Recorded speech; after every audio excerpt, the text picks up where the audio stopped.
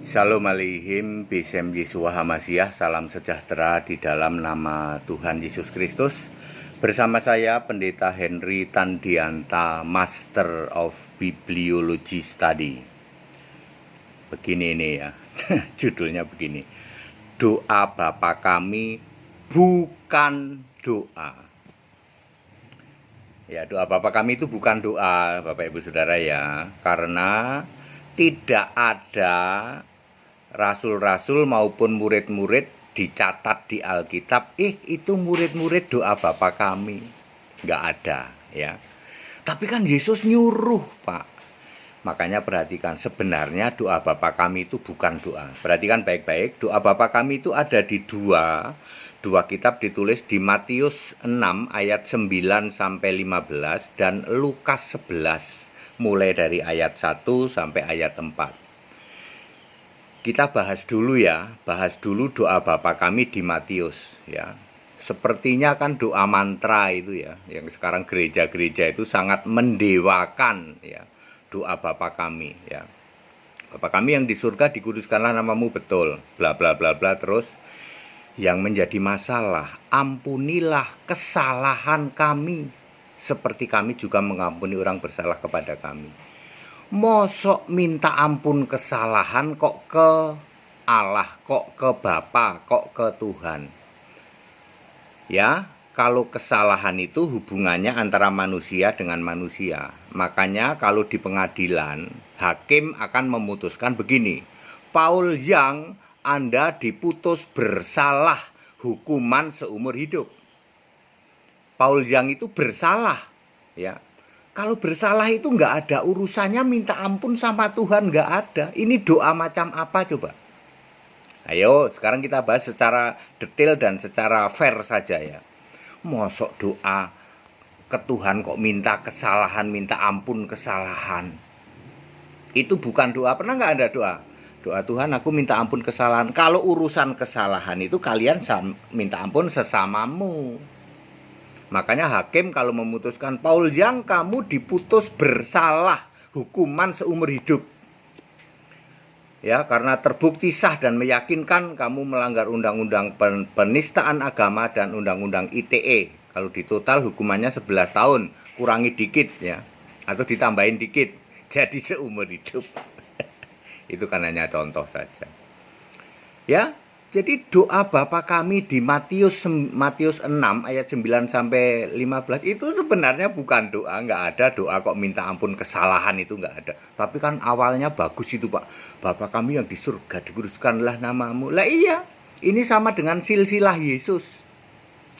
Silsilah Yesus di Matius ya, itu kan banyak banget itu. Mosok silsilah sampai 43 generasi, yang bener aja.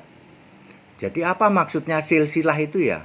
Maksudnya silsilah itu untuk menunjukkan bahwa Yesus itu manusia, makanya punya silsilah. Tapi sengaja dibikin silsilahnya banyak sampai 43. Memang tidak untuk dilacak. Sama doa Bapa kami. Istilahnya gini, selama kalian para murid, selama aku Yesus ini masih ada di bumi, udah yang doa aku aja. Makanya Yesus berdoa untuk murid-muridnya di dalam Yohanes 17 ayat 1 terus ke bawah itu. Tidak pernah ada kan dicatat di Alkitab, maka murid-murid pun berdoa. Selama ada Yesus, maka itu ya ngomong gampangnya udah dah yang doa ini Yesus saja. Yesus berdoa untuk murid-muridnya. Yesus menyuruh ke murid-muridnya doa ke Bapa, tapi aneh ya toh.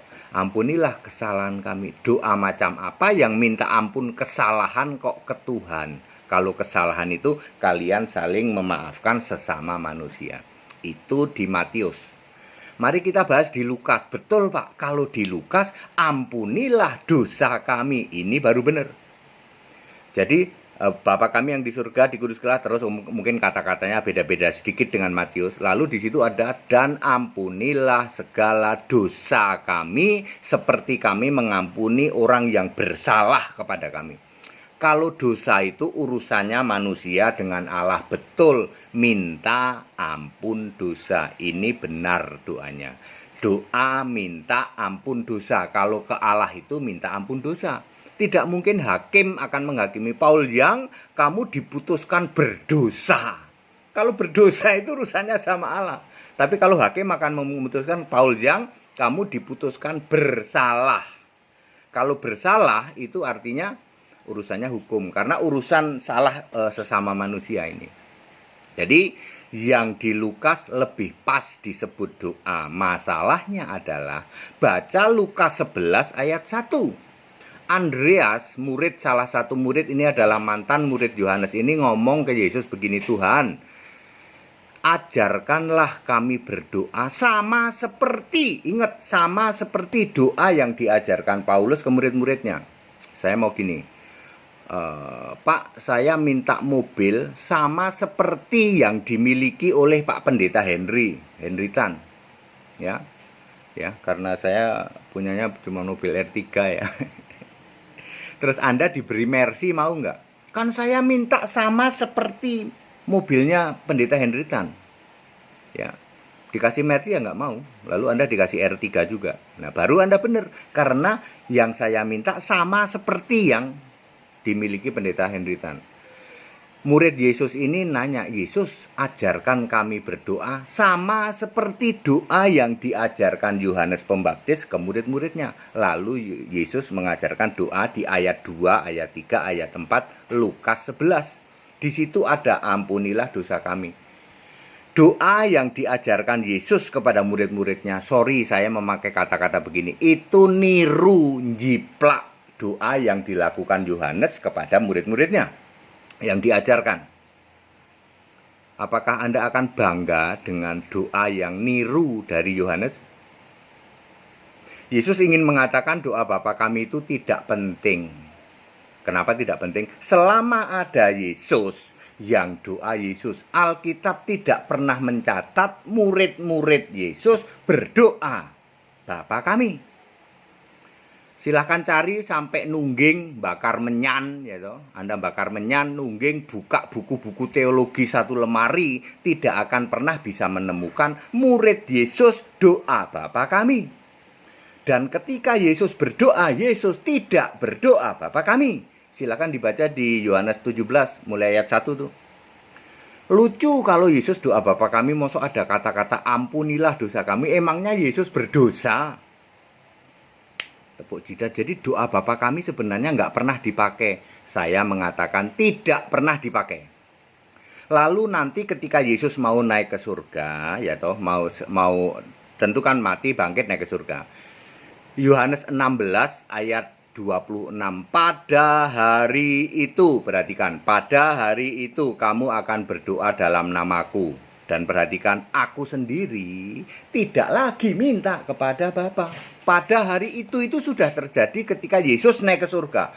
Maka semua rasul berdoa dalam nama Yesus. Buktinya Kisah 4 ayat 24. Berdoa kepada Allah pencipta langit dan bumi. Ayat 29-30. Berdoa kepada pencipta alam semesta sampai buminya bergetar bergoyang.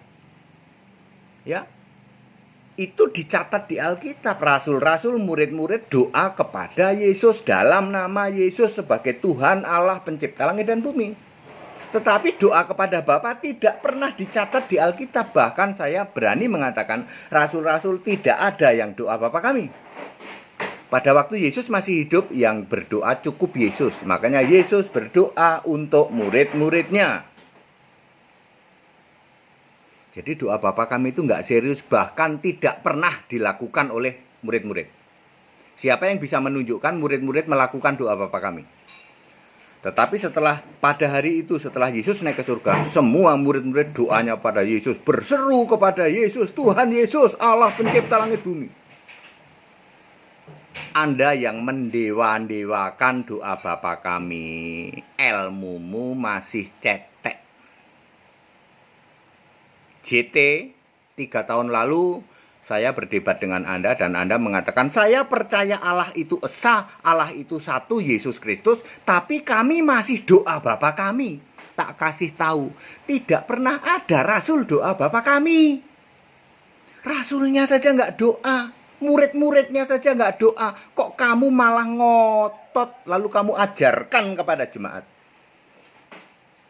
betapa dalamnya kamu sudah jatuh di dalam yang namanya penyesatan. Lalu baca dong Yohanes 16 ayat 26. Sampai hari ini kamu masih memproklamirkan, aku percaya Yesus Allah, tapi aku dan istriku masih doa Bapa kami.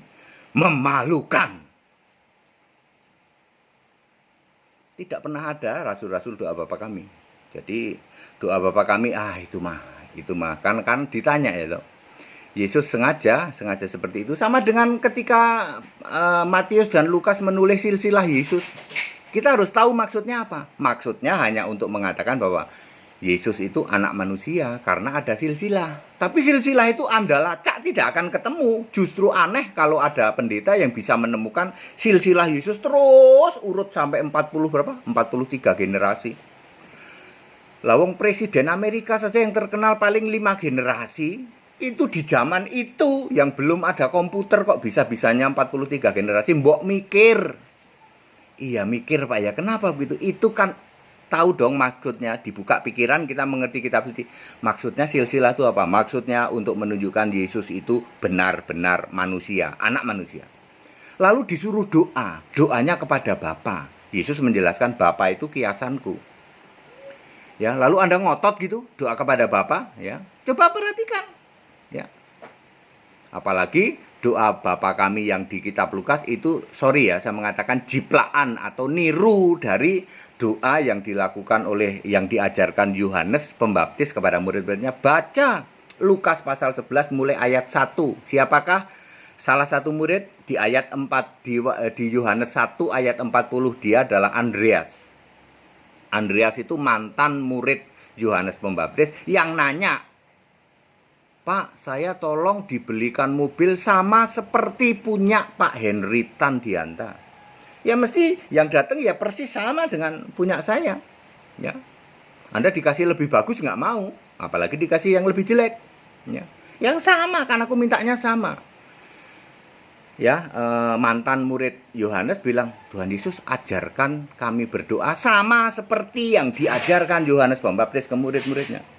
Lalu Yesus mengajarkan doa Bapa kami di kitab Lukas. Kalau yang ini ada ampunilah dosa kami. Ya, tapi ya, doa itu cuman niru atau njiplak dari doanya yang diajarkan Yohanes gitu. Jadi clear ya, doa Bapa kami jangan pernah didewa-dewakan. Stop. Jangan lakukan doa Bapa kami. Kalau Anda masih melakukan doa Bapa kami, artinya Anda menghujat Yesus. Doa Bapa kami itu hanya berlaku ketika Yesusnya masih jadi manusia. Ayo ikutin rasul nggak ada yang doa Bapa kami, kok kamu ngotot loh. Saya sering mengatakan pendeta, romo, karatan, lumutan mengajarkan kepada jemaat. Ayo jemaat yang cerdas, smart, bisa bantah nggak? 200.000 pendeta bisa bantah nggak?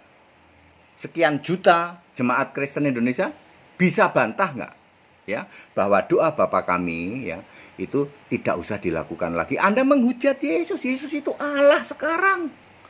Lalu kamu masih doamu ke Bapa. Emangnya Bapa ada di surga? Kagak ada. Yesus sudah ngomong kok, aku tidak lagi meminta kepada Bapa. Itu bahasa halus dari Yesus bahwa Bapaknya sudah nggak ada ya, rasul-rasul. Lalu rasul-rasul bilang bahwa oke, ngerti saya Yesus di dalam Yohanes 16 ayat 29-30.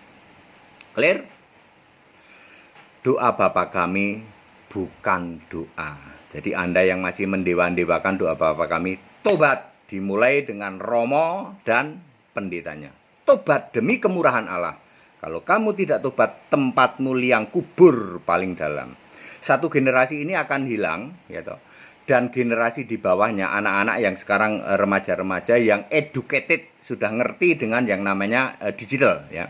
Para sepuh-sepuh ya, romo-romo yang sudah berusia sepuh, pendeta-pendeta generasi sebelumnya itu akan to be eliminated, akan hilang. Nanti muncul generasi baru, generasi orang-orang yang milenial, dan ini paham Allah itu esa, Yesus Kristus. Dia tidak akan mau menerima Tritunggal, dijamin tidak akan mau menerima Tritunggal. Mereka ngerti Yesus naik ke surga jadi apa? Jadi Allah. Masa Yesus naik ke surga masih jadi manusia yang sujud pada Bapa? Bapaknya saja nggak ada kok. Ya, Ya, generasi pendeta-pendeta yang di atas milenial yang sudah sepuh-sepuh ini akan hilang, lalu muncul generasi milenial yang usia-usia sekarang mungkin usia di bawah 30. Ini dia akan pegang kendali kekristenan nanti ya. Kekristenan ke depan akan berubah menjadi Allah itu esa, esa itu pasti satu, tidak pernah kesatuan, pasti roh dan pasti maha hadir. Tidak pernah ada Allah kok pribadi, tidak pernah ada. Allah itu pasti roh dan maha hadir. Maha hadir itu unlimited, tidak terbatas. Di sana ngomong inilah anakku, itu suara Roh Kudus. Lalu Roh Kudus berbentuk mirip burung merpati, lalu Roh Kudus ada di dalam diri Yesus. Itu namanya unlimited, tidak bisa dibatasi oleh apapun. Itu Allah maha hadir. Beda kalau pemahamanmu Allah itu pribadi yang di sana, beda dengan yang di situ, beda dengan yang di sini. Jadi Allahnya tiga. Ya, karatan, lumutan, mampet. Tobat. Ya, detik-detik terakhir, Bapak Ibu yang jadi pendeta generasi di atasnya milenial yang nanti segera akan berakhir. Tobat. Ayo beritakan Yesus Kristus satu-satunya Allah yang benar. Ikut sekolah Alkitab, jangan malu. Ya, segala hormat kemuliaan untuk Yesus Kristus satu-satunya Allah yang benar, Allah segala masa sebelum segala abad, sekarang sampai selama-lamanya. Tetap bersama saya, Pendeta Henry Tandianta, MPS. Haleluya, amin.